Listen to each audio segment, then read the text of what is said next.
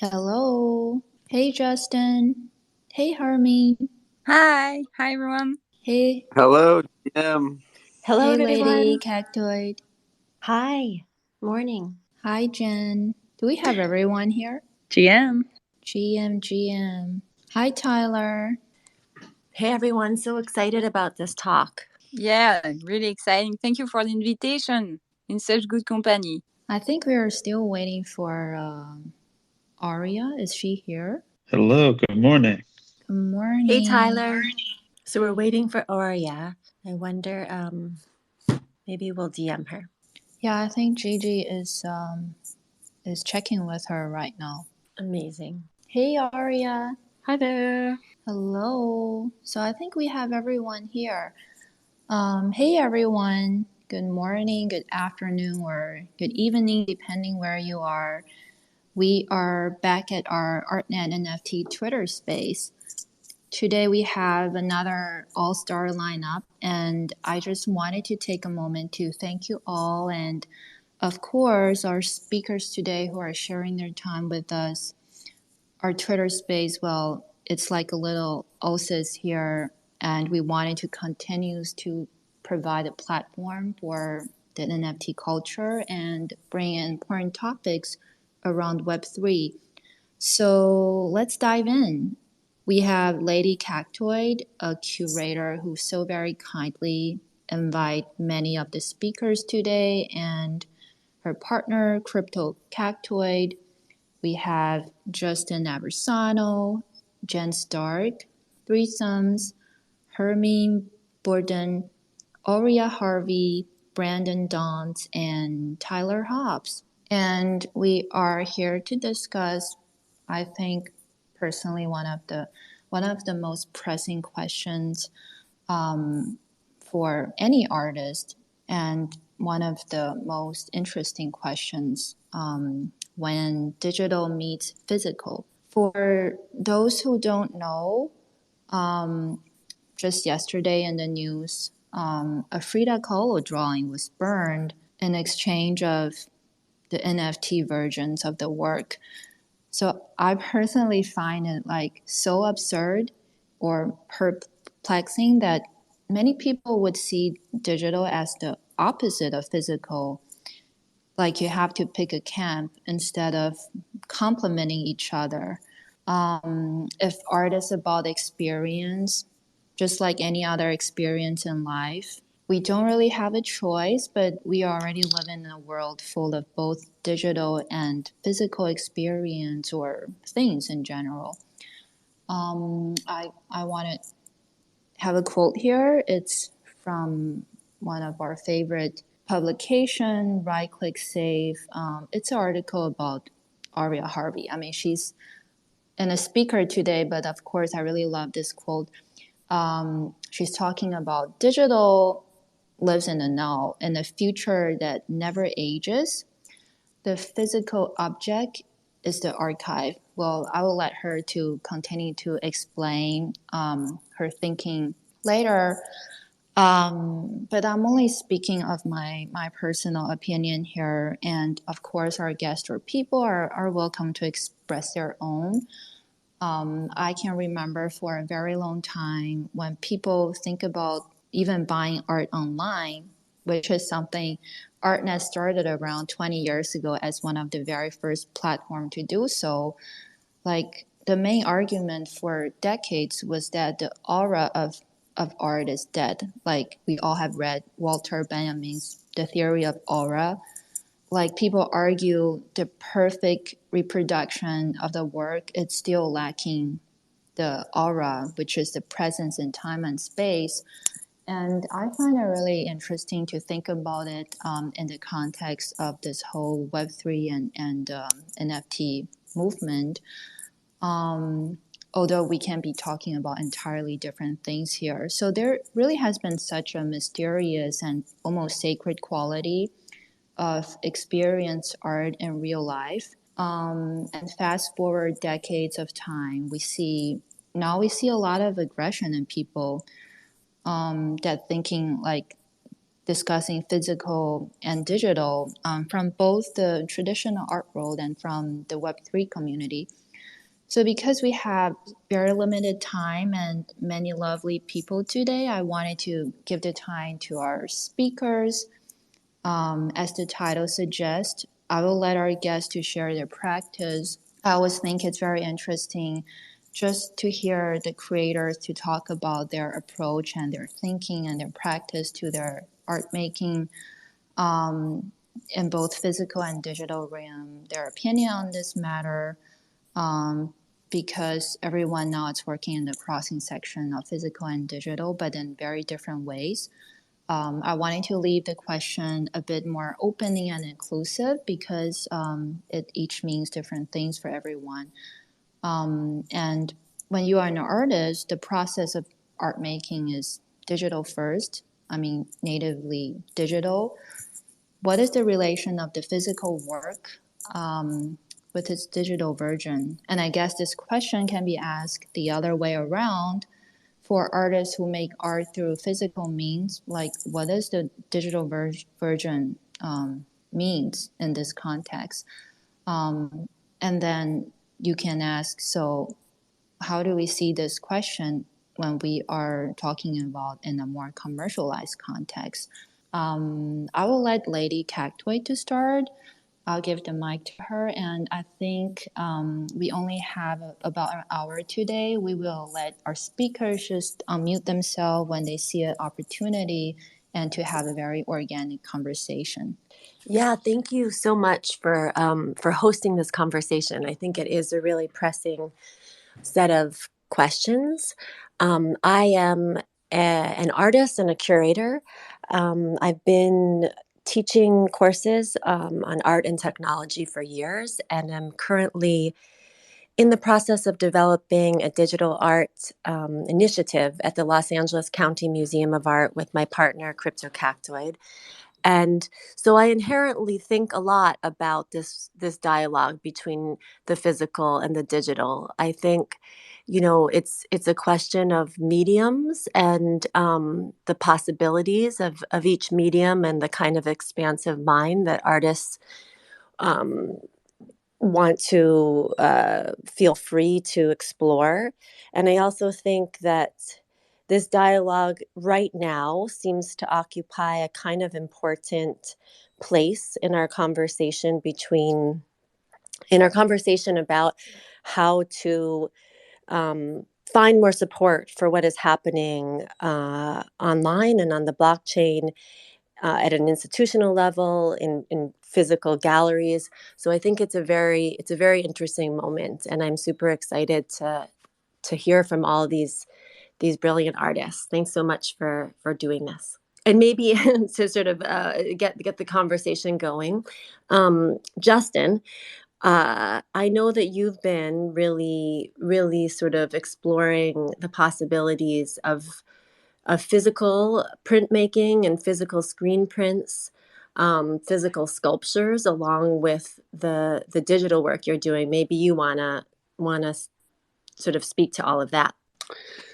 Sure. And honestly, thank you so much for having me up here along all my colleagues in the art world. Really honored to be speaking with you guys because we're all friends here, and it's fun to have these conversations, especially about something so meaningful to us, which is not just the digital side, but the physical side, and showing in galleries and showing in museums and seeing these things exist in the world, and not on a screen, but in the way we grew up with. So I guess I'll start by just sharing a little bit about the Smoke and Mirrors project that I started back in 2018 and have been doing silk screens for it since then, and really minting them early in 2021. And I always had the vision of creating the artworks first to then, live online. And before even NFTs were in my consciousness, it was, how do you put these things on Instagram? How do you put these things on my website? And, they always had a digital life to be shared and to be seen outside of my studio and outside of gallery shows. So it's always this question of, how do you get, an audience to see the work, to get inspired and to make connections and build community? And I think, being an artist, that's, other than making the art, is how do you build a community around the works and people who could, interpret the works and share their ideas on how they reflect. So, for me, the physicals are the starting point. And when in NFTs, lately it's been now backwards, where you think digitally and they end up as a print. So I don't want to take too much time, but a really good example, other than the smoke and mirror silk screens, is the Cognition drop we did last August. And, Crypto Cactoid was our lead dev on that. And I want to say thank you for helping that project come to life. Both the Cactoid couple has been really helpful this year for me. So I want to say thank you. And, that came to life with Venus Over Manhattan Gallery. I had this work since 2013, where I painted a painting every single day. So I put photography aside. I started painting every day after my mom passed away. So this was a way for me to heal and put the pieces back together and create something rather than be depressed every day. And, I found the light at the end of the tunnel making art. And for me, art has always been my healing vehicle. So I had these 365 paintings, never really had an intention to do anything with them other than create. And I had this opportunity to work with Adam Lindemann at Venus Over Manhattan and turn these things into NFTs. And, more than just put these things as two-dimensional photographs, we really went the extra mile and created 3D digital renders of these things that can live in AR and that can live in the metaverse in your, the Decentraland plot or sandbox or whatever. So it's how does the physical interact with the digital space and vice versa? How do these digital objects exist in the physical world? So in my art making process, and I'll end speaking here, is how to bridge those worlds to, interact and engage with each other. That's fantastic, Justin. I think that you are continuing to sort of iterate on this, and we're all sort of learning from this. I'm just gonna look at my screen, and Tyler, why don't you speak to how this dialogue has kind of shaped your practice? Yeah, absolutely. Thanks again also for having me as well. This is a topic that's really core to my work. I'm really interested in how computers and how programming almost has an implicit and often unobserved influence on aesthetics. Computers have such a sort of alien behaviors compared to the analog world that we all come from, and they end up changing our artwork and the way that our artwork looks and behaves in all sorts of really fascinating ways. And so a big focus and one of the more interesting aspects of the work for me is using programming and using algorithmic artwork as both a way to kind of examine the aesthetics of the computer of digital artwork, and also as a tool to examine the physical world and the characteristics that we find there. I think something about taking that very sort of explicit codified lens of the algorithm and examining the analog world with it just produces some really fascinating insights, and just starts to kind of build a type of bridge between these two worlds. I think our lives are just becoming an ever increasing mixture of these two worlds. And so I think artwork can play a really important role in finding the ways that these worlds are connected or related or are different, and the ways that things will change as they move into the digital space.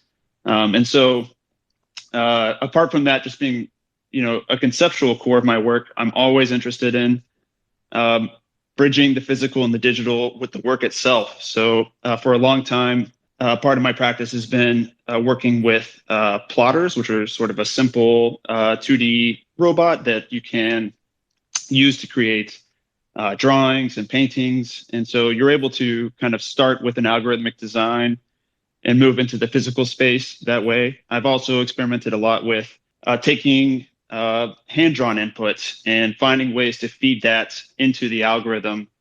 So you're taking, a messier sort of analog idea and then translating it into the algorithmic world. And sometimes I'll work, back and forth multiple times across those layers. I think just as you mix the two, the results start to become really, really fascinating.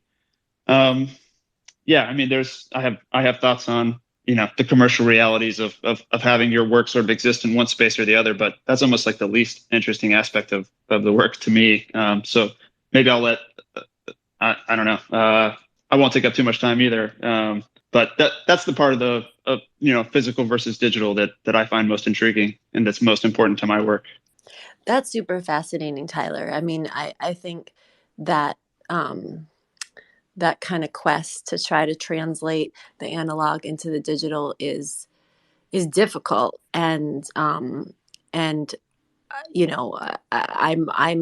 learned from you in terms of how you're able to translate things like the texture of watercolor into code and things like that. I was talking to someone recently who had collected an early work of yours in like 2019, which they told me came with a print, if I understood correctly, a printout of the code itself, which I think is which maybe you could just speak to. I think that's really interesting.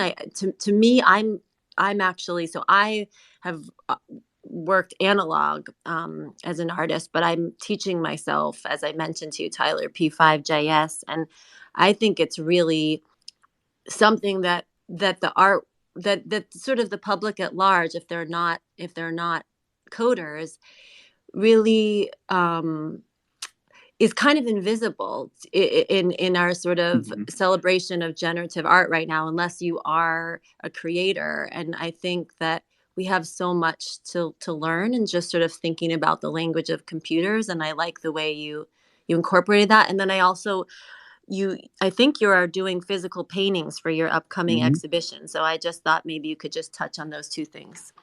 Yeah, absolutely. So you're right with pre NFTs, I sort of earned my living selling prints, unique prints. And one of the things that I did include along with those was a printout of the source code for the program. I don't feel that the code itself is the artwork. I kind of think that the sort of potential output space of the algorithm, I've kind of viewed that as the heart of the artwork. But I think the code is a really interesting documentation aspect. I think it's a particular trapping of the work that's worth knowing about and looking at. Of course, that's very visible today with on-chain generative artwork like art blocks projects. The code is there for everybody to see, and it's stored permanently. So yeah, I think it's always a bonus if we can sort of expose that aspect of it. And then you're right, for upcoming work, I've been working a lot on paintings. Some of these are sort of entirely robotically painted. Others have a mixture of plotted elements, robotically drawn elements, and things painted by hand.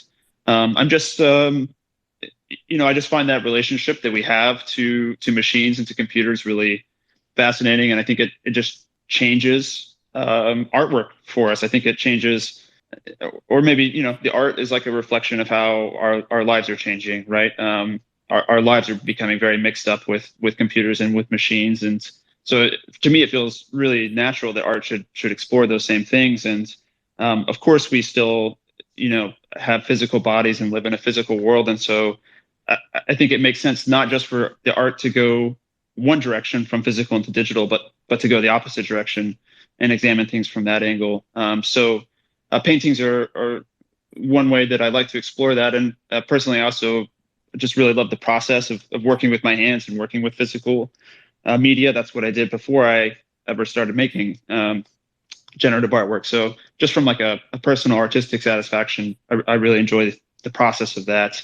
And there's something really special about seeing something with the full capability of your senses, right? Like the resolution of physical objects is essentially infinite, and you have all these other elements to it that just don't exist in a digital way now, right? So in some ways, you're able to create a more rich experience when you're working with the physical object, and that can be really rewarding as an artist as well. Yeah, I think that we live in a physical world, and so I love working with my hands, and I think that we all do. And I think this is just a tool. If I could jump in here, I don't know if it's appropriate, but yes, if I could please just jump in here and speak about the opposite. Because to say a bit about like my history here, like I have been making digital art, I guess, although in the beginning it might not have been considered that, since for like 30 years, like, or you can count before if we count when I learned how to actually program, which when I was 8, I learned BASIC or whatever. So I guess I speak for those of us who have been seeing art from the other side all this time. I did spend a long time making physical art also. I mean, I studied as a sculptor, but when the internet came along in the mid 90s, I dropped everything and immediately moved my practice online. And then drifted into video games, which I created for like 13 years. I had a video game company. And now I'm going back to sort of my first love of sculpture, physical sculpture. But I came at it from a very digital point of view, or very digital process even, where, now I work with, again, I guess speaking to what Tyler was talking about, speaking about this collaboration that we can have with machines in our lives, so I'm using 3D printing and processes such as that, but also combining that with kind of more ancient processes of casting, so bronze casting and, marble sculpture, things like this, so trying to combine all these elements. But what I'm actually thinking of is like not this this attraction that we have to the physical object, but the attraction that we have to the digital.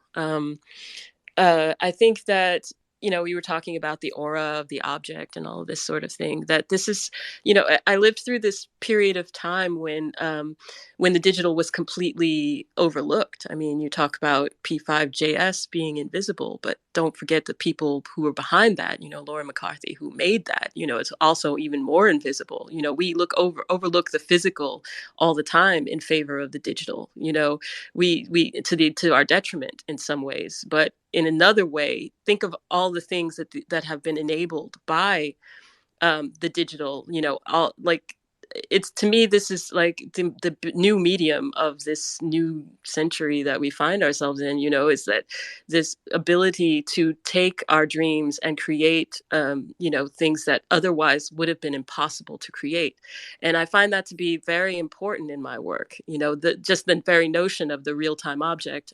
You mentioned kind of a quote where I was talking about the physical being the archive of that object, because I approach it from the notion that I take things from the real world and bring them into the computer, and they are sort of suspended in this real-time world, this what I consider to be sort of an eternal present. And then when I output it once again, and have my way with it with my physical hands, I'm thinking of that as like a way of freezing that moment. And it becomes this, like I say, archive of the digital, because of the history of all the digital media and sort of the forgetfulness of internet culture about the history of digital art. I wonder which is going to last longer. Like, in some ways, I'm playing a game constantly. Like, is this digital artifact, if I make a sculpture in the digital, is it going to be the thing that lasts? Or when I output it, is that physical sculpture going to be the thing that lasts? And it's a toss up, you know what I mean? Because of the way the world is, it's like, so I for a long time, I refused to create physical objects, even because in favor of the digital, because I saw it as being some sort of gesture towards humanity and the way that we think now, or the way we live now, and trying to make people understand that that a digital object is a physical object to some extent, that it is part of our lives, that the relationships that we have with people online are real. Anyway, my work in general, to sort of back it up a little bit, is often I'm 3D scanning things and I'm bringing them in, and then when I create these sculptures, to me it's important that they have a digital counterpart. They are digital, they're born digital objects. I don't want to be in denial of that. I want to make sure that people appreciate that, to be honest, appreciate the fact that it's not only just this digital object, but that it requires your presence in order to really exist in some ways, that it requires your interaction in some cases in order to really fully realize its true meaning. I would say that what I've got going on in terms of these hybrids right now, it's like every time I create a digital sculpture, there's a physical, and then sometimes it becomes a situation where I'm taking that physical back into the digital. In fact, that's the theme of my show that's going to be opening on Feral File tomorrow, called Gray Matter, where it's about this circularity of physicality and digitality, what it means to talk about digital material, and how it can sort of have a narrative of its own when you create an interactive environment, and then also, of course, creating physicals out of that yet again. So it's like I've made physical works that I've brought into the digital, and then I'm outputting them once again. It's kind of a conceptual gesture, but to me, it's like it's sort of an homage to this material that I use all the time, which is polygons, and thinking about how the realness of that and how that can translate into something that everyone can see. I like this notion of creating sculpture that can be anywhere and everywhere. That doesn't require someone to be in a physical space with it, but that maybe with an AR component can feel like it's there with you. And what does that illusion do to our bodies? I enjoy that a lot. But that is not to say that I'm not creating also just strictly physical work. I'm going to have an exhibition at the Momentary in the summer, which is in Arkansas in the United States, part of Crystal Bridges Museum. And for that, I'm creating very large physical sculptures, but also very large AR illusions that go along with them. So you see, it's like always about this counterpart. I would never discount, I guess I just never want to discount the digital as being primary. That aura is there, is what I want to sort of stand for. And I think that it's only now that, just in closing, I think it's only now really that a lot of people are waking up or understanding what the digital means in their life, and that digital art is real art, and that it can be a part of their lives in a different way than the physical can. There's no value judgment there. There's no lesser than, there. But it's to me, this has been a really amazing time where I get to put together all the parts, all the things I can work in the way that I really wish to, any way that I wish to, physical or digital, without that there being this judgment put upon that, So that's all I wanted to say. Thank you. I'd be interested to hear how Hermine, if I'm pronouncing your name right, how you think about that in terms of your sculptural practice. Yeah, Hermine, you pronounced it perfectly. It's so interesting area. I totally agree with you. And personally, I start every time, like most of the time, physically. That's because I've been doing physical sculpture, and I got interested into digital art because it was enabling me to give a second life to my physical work. and give life to some dreams I had. For example, I wanted to have one of my sculpture dance, and I cannot do it in the physical world because the sculpture, they are static, and the new technology enable me to bring movement, so to bring kinetic a view of my work which is not motionless, which is something which is hard as a sculptor because it's very static, solid, and I like to see new technology as a magic wand, to give a second life to this work and make it dance, do whatever, change the scale, the texture, make it move, bring music with it, dance, whatever, and make it melt also. And so to me it's very liberating, and it's like magic basically. And also now it's sometimes I also start now to do digital work straight, and then it gives me ideas. I want to make it physically after that, so it's like becoming a circle kind of. And I think it's very interesting to work both ways, because it's a bit like the physical piece is the body and the digital work is the soul, like body and soul. That's how I see it a bit. And it's I love it. It's like I have another area of exploration. I'm exploring a lot with digital. Sorry, my English is not so good. I hope you understand me. But I continue to do the physical work because that's my work, but I really want to find new ways to link the digital with the physical, and it's very exciting to assemble them together. Yeah. That's Gigi, who is on the Artnet profile, was telling us, maybe Gigi, you want to chime in, because he was mentioning that he recently saw some of your work in Paris.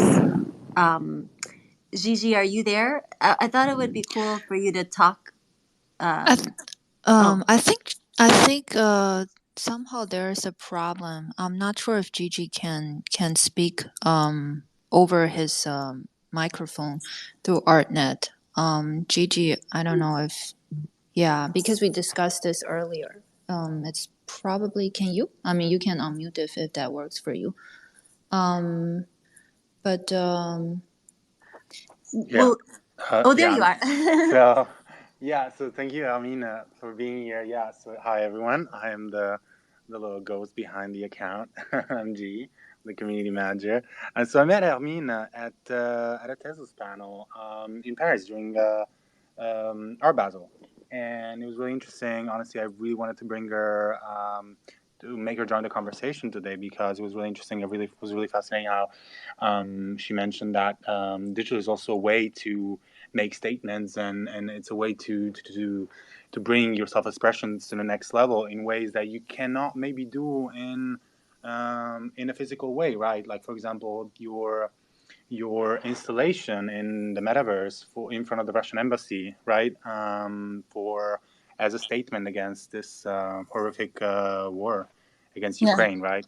And that was very moving for me, honestly, because I was actually living in Ukraine up until the day of the invasion, and I had to escape on the day of the invasion. So that was really touching for me. So that's it's one of the things I think that really struck me about your definition of digital and the relationship with the physical.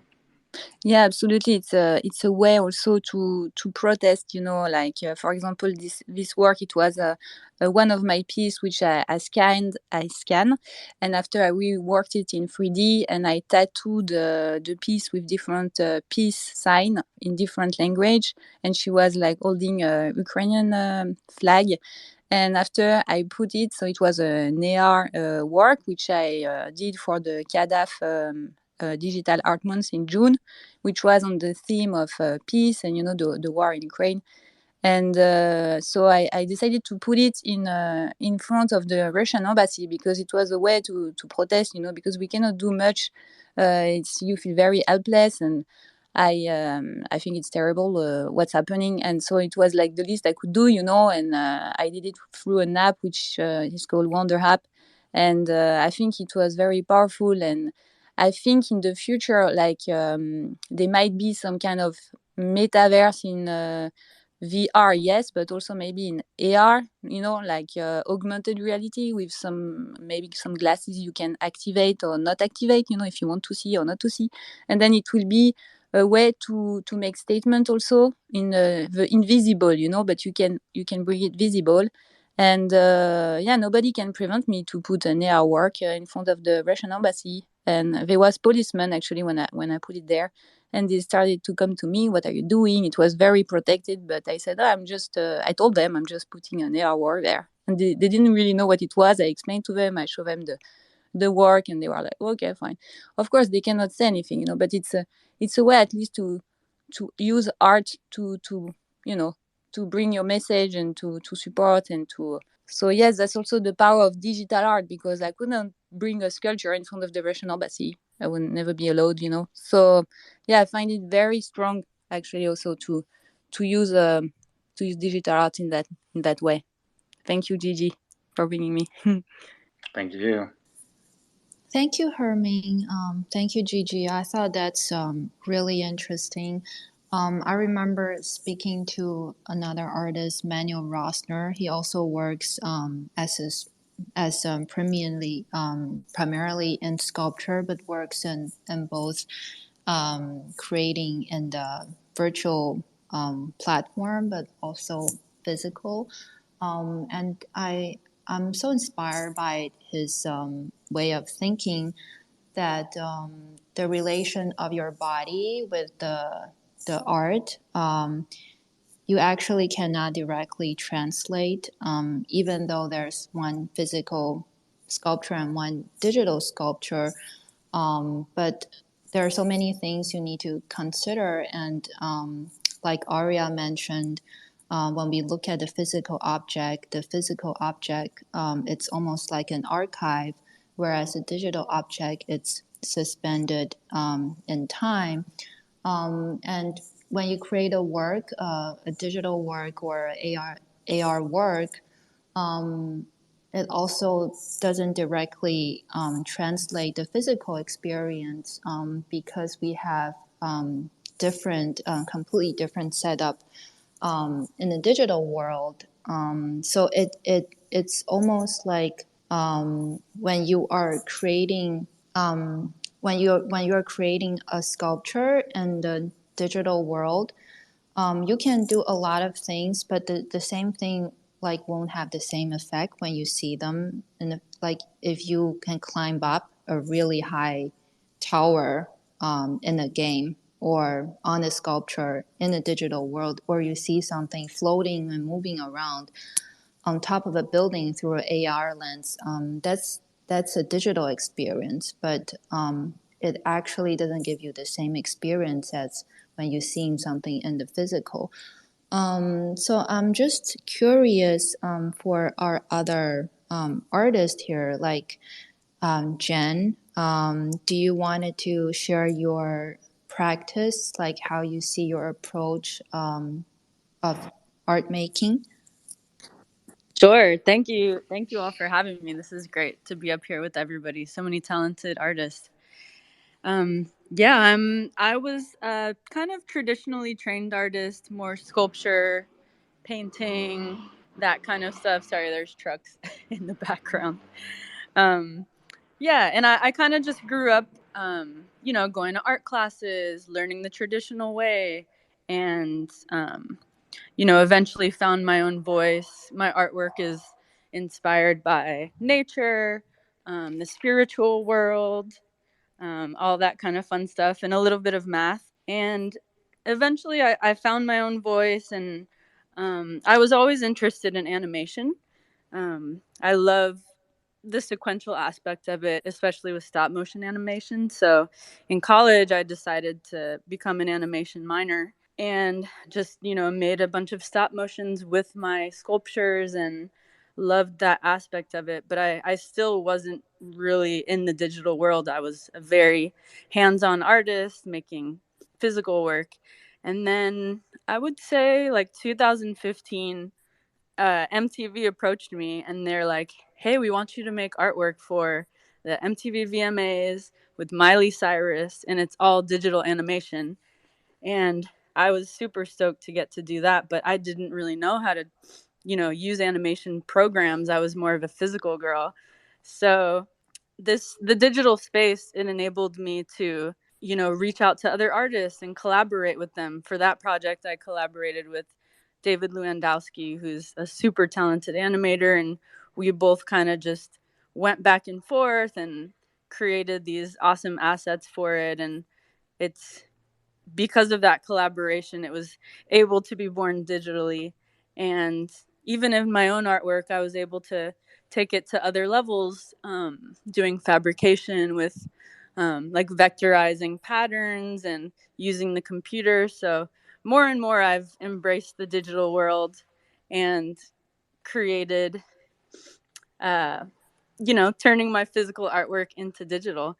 And even last year, I created this huge immersive environment called Cascade Show. And this was a 6,000 square foot experience where the viewers could go into the space, and it was all projections that you could walk up to and touch, and the shapes would change and the colors would change, and it even had sound, almost like you were playing an instrument on the wall. And it was this really beautiful marriage of digital and physical. You felt like you were inside of a digital environment. And because, to create that, I had to collaborate with like tens of people, to build this world. And yeah, I think the digital world is just helping me like level up my own artwork and get it out there in the world and let other audiences see it. And we're in such a digital world now, so why not just translate it into that? So yeah, that's kind of my practice. And we're also bringing Cascade Show to Los Angeles next year.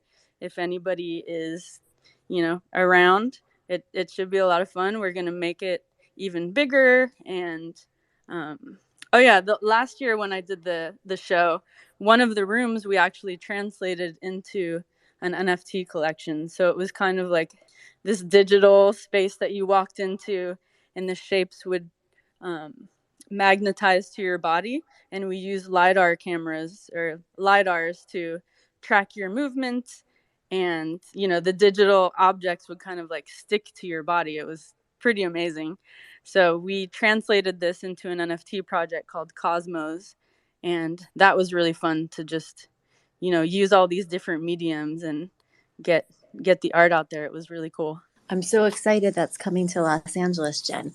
And like this idea of the digital sticking to your body makes me think about that, the fact that every time I see you in real life, you are sort of an extension of your art, in the sense that the clothes that you wear and that you also design and sell are an extension of your both digital and physical practice. And it's kind of brilliant to see you walking around as this like incredible, colorful, fractal, glorious sort of moving person. So I think that just sort of speaks to the way it bleeds into your life. Like you really sort of live this this exploration. Very cool. So I was just thinking that maybe threesomes could speak to his practice. Threesomes, you're somebody who I've been admiring and following on Tezos for a while now, and you make these really exquisite hand painted works on baseball cards, which you've brought into this digital Web3 space in a way that I think is quite unique, in the sense that maybe more than most artists out there are able to sort of capitalize and execute on the gaming sort of mechanics of a video game culture, and the burn mechanics that you use with your art is just sort of, I think, shows what we can do with the blockchain technology and how to sort of increase or decrease rarity. I think that's really interesting that you're able to do this in a practice that is really so physical and yet kind of speaks to the promises and possibilities of this digital space in a way that's really, really powerful. Maybe you could speak to your practice about that. Oh, certainly. Thank you, Elsie. I appreciate you having me. And it's really special for me to be up alongside all of these wonderful artists. So I'm a physical painter as well as conceptual artist and performance artist. And the three of those things come together as threesomes. And what I've done is it really more than anything become a blockchain artist with the NFT as my medium, right? So I physically work in gouache on vintage, predominantly on vintage baseball card stock, from 40, 50, 60-year-old baseball cards. So I'm painting in miniature, which is something where most of the interaction with my pieces is on screens that are far larger than the actual paintings, which is kind of a fun transition as well. But in making these miniature paintings, they sort of didn't live cohesively as a collection until I could bring them to something like the blockchain, which allows me to scale them up into large edition sizes and basically track each one of those pieces through its lifespan. So I know who the collectors are that have them and what quantities they have them, and I can start to then coax interaction from the collectors through these pieces to really sort of determine how the rest of the project plays out. And to me, it's neat to have painted all of these pieces, and I continue to paint daily. Now we're in the many hundreds of paintings that make up the universe. But to have these paintings that were just something I did for myself, and bring them into sharing them with a large number of collectors, and giving them this true life rather than being just standalone paintings. So, for me, it's important to make this transition from something where when I would sell a piece to somebody before the blockchain, that piece then goes home with them and is separated from the collection, essentially, right? Separated from the universe that it represents. With blockchain, by bringing them into the NFT side, they take on this whole new life, right? So part of it is just this. It starts out being I take the physical painting. Here I am surrounded by all these amazing digital artists, right? I'm such a Luddite. To me, taking the digital photograph on my iPhone is about as digital as I get in all of this, right? And yet here I sit with many hundreds of thousands of editions, circulating in my collector community digitally via the blockchain. And so I paint them, I digitize them by photographing them, I put them out there. But this is where, for me, the real sort of artistry begins, in that now I rely on specifically the ledger aspect of blockchain, right? The transactional record of everything that's happened from me minting it after I photograph it to distributing it. And then my distribution becomes a part of the art pieces as how I determine how the pieces make it out into the collector world, right? So I build a lot of mechanics around, this is what Lady Cactoid referred to as the burn mechanic and things like that, where I'll make you decide that you have to give up one or a number of the existing pieces, burn them away so they fall off of the blockchain, and in order to get the new pieces. It's funny. It's the first time I've ever heard it referred to in the video game culture. I think maybe Lady Cactoid is onto something there, in that there is some strategy that comes to collecting my work, but that's what that is doing is it's sort of drawing out the interaction. For me, the whole piece, and it's a pretty broad world that I've built out, and there's many hundreds of paintings which sort of interact with each other. For me, that interaction with the collector and the piece and myself and the other collectors is really what the art piece is about.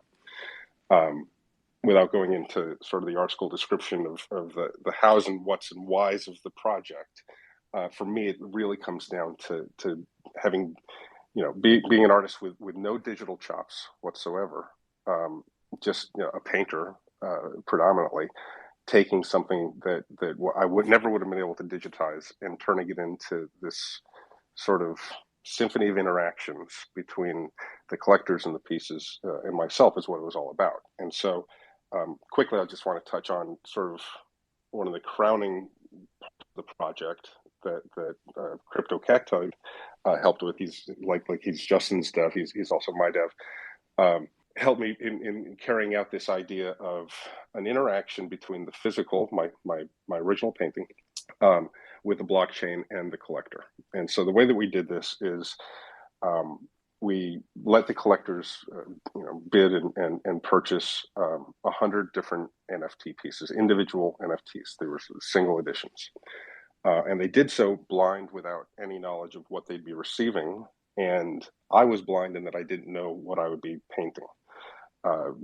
Crypto Cactoid and I came up with an algorithm which, from the transaction, from the moment that they purchase the work, it generates a transaction on the blockchain, on the ledger, sort of the receipt of that happening. And each one is unique. There's no two transactional tags that are the same. So we take that and we run it through an algorithm that the Crypto Cactoid came up with to then dictate which traits from all of my works prior to that. There were at that point about 200 paintings that were in my universe. Okay, so we took traits that we determined belonged to those paintings, and then the algorithm and the blockchain's transaction told me what to paint. And so then I painted 100 individual paintings after they had been purchased and sort of set into motion on the blockchain, being told what traits to paint. So this is the first element of it. I then paint these 100. I paint them, I photograph them, we distribute them back by changing the metadata, which is what's represented in the NFT. So now the collectors take possession of these paintings, which are unique and individual and represent the previous 200 paintings I'd made. Okay. But for me, it wasn't enough to just say, okay, I'm going to hand over my practice to the blockchain and be told what to paint. I wanted to keep that interaction going. And so what we've devised is a way where now, like Lady Cactoid mentioned, this burn mechanic, this idea of giving up pieces to get new pieces, I allow the collectors to burn away the specific traits that I've painted. Okay. So if let's just say, for example, one of my paintings has 12 different traits on it, as they're burned away, they basically give the painting back to me. I mean, they've never taken physical possession of the painting, but they give me back the rights to then adjust the painting. So I then paint away, I revisit the painting and work through the actual piece again, removing that trait. And the collector can determine how they want to interact with that painting. And then there comes a moment where they can, at any point during that interaction, they can say, now give me the physical. In which case they burn away their NFT and I deliver their physical piece to them, which they've had a piece in creating. They've had a hand in doing that. And we have a number of items like this where through the interaction of the collectors with the pieces, I then change the artwork on the existing paintings to deliver a new mint. And so for me, it's just been this amazing run of we're going about a year and a half now of doing this project where I'm able to transform my simple physical paintings into this entire interaction that plays out, and it's only because of the blockchain. So I've got to the point where I really do consider myself a blockchain artist with NFT as my medium. Thank you so much for sharing with us. I wanted to tap Brandon. So Brandon, you are using generative method and data to visualize forms and transform into complex mathematical configurations. It's almost like drawing inspirations from the nature and present them in a digital language. While the end presentation, we go back to a physical and real life presentation. So how do you come around with your art making, and how do you see the relation of physical and digital in your art? Oh, thank you. Hello, everyone. It's been amazing to listen to so many talented people on there, and it's an honor to be a part of this group and to be on stage. Yeah, I guess the one that probably is a good example of a physical digital thing that I've made was one I did last year called The Collectors, where I took. It was interesting just hearing about from Threesome about the use of a timestamp and all that kind of stuff.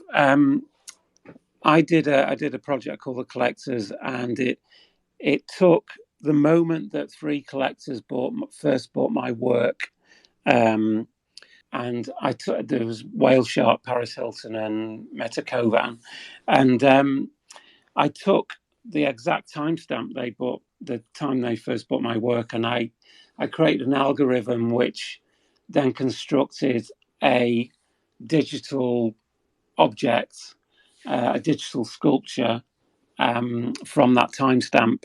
So each sculpture was unique to that moment in time, and then I had the algorithms spit out an OBJ, a 3D file, and that was then 3D printed and then presented in a gallery with Gazzelli Art House in London. And what I love is the context kind of changes. I'm interested in that interaction. Where, if I look at that piece, because it exists digitally as well, and it spins around in this like digital space, and you can see it on screen, but it's different. You get a different experience when you experience it in an art gallery. You can touch it. I think when you hold things in your hands, you feel differently to them. I think it's why we love our phones so much, is because we hold them in our hands. We don't feel the same way about our desktop computers.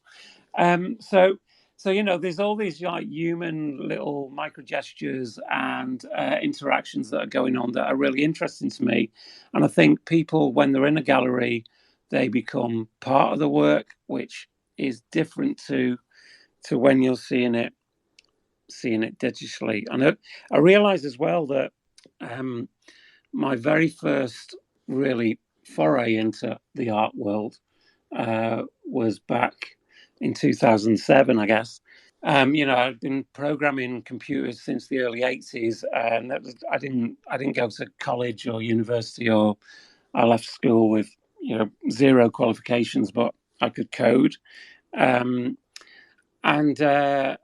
always coded and loved programming and stuff like that. So I'd created back in 2004 this project called Cinema Redux, which took films, like a lot of Hitchcock films I did at the time, and each row of I took a snapshot every second of a film, and each row of this image was 60 seconds of film time, and I did it for the entire film and put it on my website. So it existed digitally, is my point.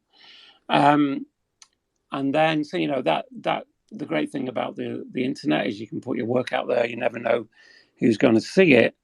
And then I get an email. I'm just some chump from the northwest of England, by the way. So I got this email from MoMA, who were doing this show in 2008 called Designing the Elastic Mind, and they'd seen this Cinema Redux project, and they said, "Oh, we'd like to, show it."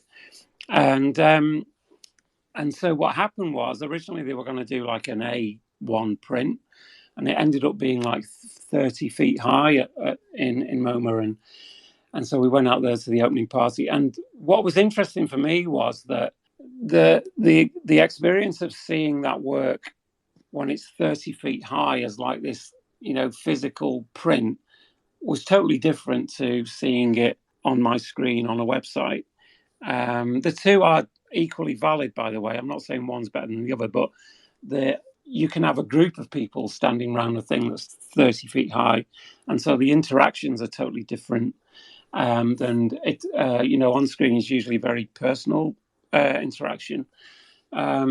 So yeah, that was kind of my first love, really, of making digital physical, and also making physical things digital. And now I do, I've done electronic objects, and I've done casted concrete made out of sine wave algorithms and all kinds of stuff. I made a letter rack out of a sine wave. By the way, no one wants to buy a letter rack, but it's fun to do. But so that's really where I'm at, and I just continue to explore this stuff. And I think as what you were saying at the beginning, the two aren't against each other. I think the two can work beautifully together, and that's what interests me. Thank you so much, Brandon. I think Crypto Cactoid had a problem with his microphone, but are you back here? Do you want to jump in and unmute? Oh yeah, thanks so much. Yeah, my audio dropped out for a bit, but I was able to catch it on the text feed on the computer.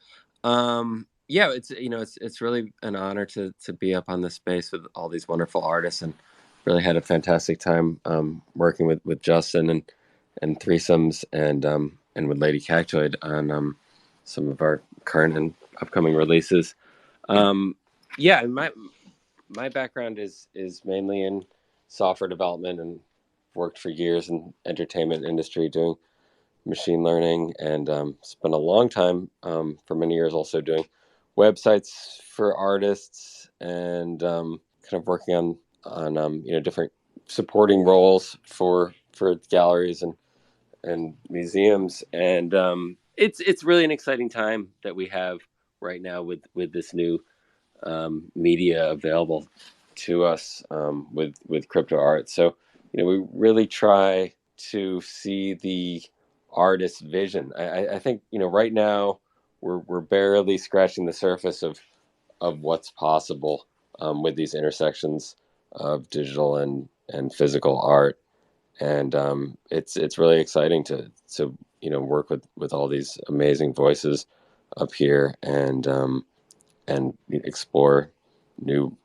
possibilities. And like you're saying in the beginning, I mean, it's I saw that the article yesterday, the New York Times.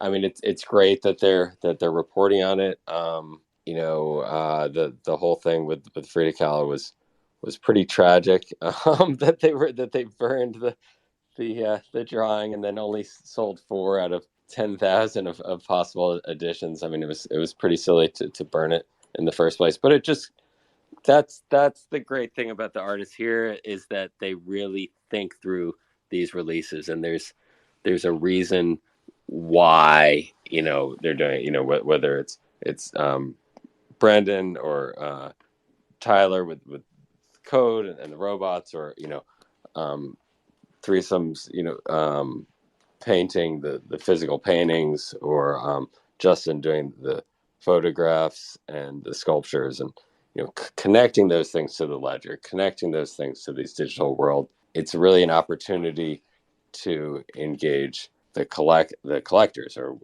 with Jen, exploring new digital media, and a lot what she's doing with physical installations and connecting it to the blockchain is it's a really exciting time. So I'm really, really happy to be a part of it, and what I really hope for all of us is that we really continue to push what is possible, and really challenge ourselves to not only use the medium as the message as I said, but really see how can we take this opportunity to connect all these people around the world, and give them a physical experience, so that we really transcend what's possible with these digital tokens. So that's where I'm at. Thank you. Thank you, Crypto Cactoid. It's really been an amazing conversation we have today. We are a bit short on time. So before we end, I just wanted to make sure we take at least one question from the audience. So the question is, when can we expect NFT certification for tangible art and not just its digital representation? I'm just gonna randomly tap Justin. Do you have any thoughts on this, or do you have what's your take on this? And if other people wants to jump in, also feel free. Sure. Can you rephrase the question again? Yeah, the question is, when can we expect NFT certification for tangible art and not just its digital representation? I would like to just ask what that means exactly. Like, what's the difference? Yeah, I think this is a good question. I guess this question is just referring to just issuing a digital NFT certification for a physical art that doesn't have any digital existence besides the NFT certificate. Well, from my experience, for example, the Smoke and Mirrors Tarot Scroll Silkscreens on Papyrus, the the physical artwork is the original piece that like goes into collectors' homes and acts as an artwork, but it's also, both the authentication and the digital representation of the physical artwork that can also exist in a collector's digital home. So in a way, and this is something I sort of have done with Twin Flames, is create this narrative that there's the digital and the physical twin, and there's this twinness to how these things exist in both the physical and digital world. So I don't think it's either or. I think it's both a representation and an authentication. And it also depends on how the artist, creates the story around the work. Yeah, I think there's many different ways of looking at this. One of the things that I'm doing is that I'm thinking of it again the other way around in a way. Like yes, it's about having the physical object, because when I started with 3D printing, it was just like magic, So now with the Feral File show, Gray Matter, I'm offering people, the collector, the file to print out. So in some ways, they are having a physical object, a digital object, sort of like a digital collectible in a sense, and then they have the edition print that they can make freely in whatever material they choose, and then they also have like this model which could be conceivably like uploaded to a metaverse space or something. So it's like kind of everything all at once in a way. I just think that this notion that there can be using an NFT as a certificate for a physical object, like without there being a digital representation, is kind of wrongheaded in a way. I mean, it's like there's always going to be a digital representation of some sort in a way. Like, I don't know. So I wonder, like, what the person who posed the question sees this, how they see that as being happening. But I know that we're out of time, so. Yeah, I mean, it's definitely. I mean, provenance has always been an issue, right? With physical art. So I mean, we're definitely starting to see releases where the primary focus of the NFT is kind of to track the physical. I mean, I think what this group is doing is far more interesting in looking at it from both directions: physical, digital to physical, both pushing the envelope. But we are starting to see releases with provenance and using near field technology. You can definitely embed a chip in the artwork and tie it to a ledger transaction and track all the transactions like that. And I do expect we'll see more releases like that in the future as the art world continues to further adopt these technologies. Well, thank you all so much. It's been a real pleasure to have you here all with us today. And we will have our Twitter space every 2 weeks. And I feel like this is such an important subject that we probably need to do it again to continue this conversation. But really grateful for everyone who joined us today. And thank you. Bye. Hi. Bye. Bye. Thank you so Thank much. you. Yeah. Bye-bye. Thank you. Bye. Thank you. Thanks, y'all. Thanks, audience.